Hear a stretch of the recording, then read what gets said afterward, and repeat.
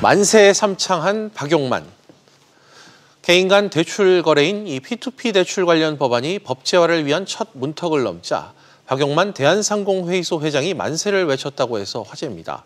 대체 어떤 법안이길래 박 회장이 만세까지 불렀는지 취재기자 통해 알아보도록 하겠습니다. 경제부 이한승 기자 나와 있습니다. 이 기자. 네.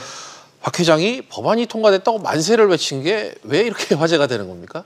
좀 희한하다고 볼 수도 있는데요. 네. 실제로 만세를 외쳤는지는 사실 알 수 없고 개인의 SNS를 통해서 네. 자신이 만세를 외쳤다라고 밝힌 겁니다.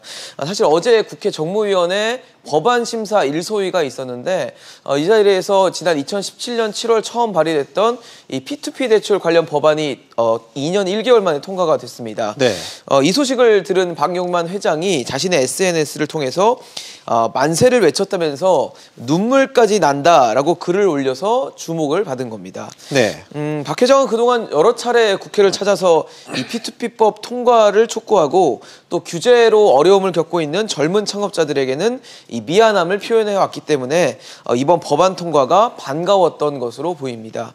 아직 정무위 전체 회의도 남았고 법제사법위원회 그리고 국회 본회의까지 남아 있긴 하지만 이 법안 소위에서 여야의 의견 조율이 어느 정도 이루어졌기 때문에 법제화 자체는 그렇게 어렵지 않게 이루어질 것으로 보입니다. 네, 이 만세를 외친 P2P 대출 어떤 내용인지 좀 다시 설명해 주시죠. 네, 일단 쉽게 말씀드리면 개인이 개인에게 대출을 해주는 구조로 돼 있습니다. 예.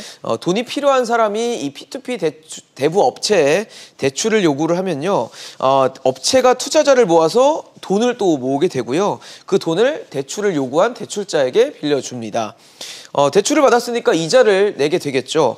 그 이자 중 일부를 P2P 대부업체가 수수료로 갖고 이 수수료를 제외한 나머지 이자를 투자자들이 나눠 갖는 구조입니다. 시간이 흐르면서 이런 P2P 금융업체가 지금 보시는 것처럼 꽤 많이 늘어났고요. 그에 맞춰서 누적 대출액도 한 8배 정도 증가한 것으로 나타납니다. 예.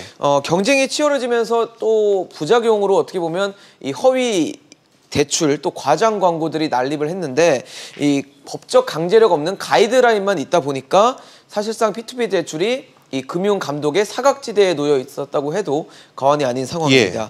그래서 일부 사기나 이른바 먹튀로 피해를 입는 이 금융 소비자들도 발생했습니다. 그렇군요.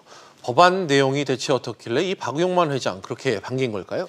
일단 P2P 대출 법안 관련 법안의 골자는 이 투자자 보호 그리고 투자 제한을 완화하겠다는 겁니다. 예. 우선 P2P 대출 업체의 최소 자본금이 현행 3억 원에서 5억 원으로 상향돼서 이 초기 진입 장벽이 높아지면서 이 마구잡이식 진입이 어려워질 것으로 전망됩니다. 그리고 금융사의 투자 유치 또 자기 자본 투자에서도 이 물꼬가 트이면서 P2P 대출 활성화에 길이 열렸다고도 볼 수 있습니다. 네. 그리고 현행 대출 한 건당 500만 원으로 제한되어 있는 개인 투자자 한도도 상향되는데요.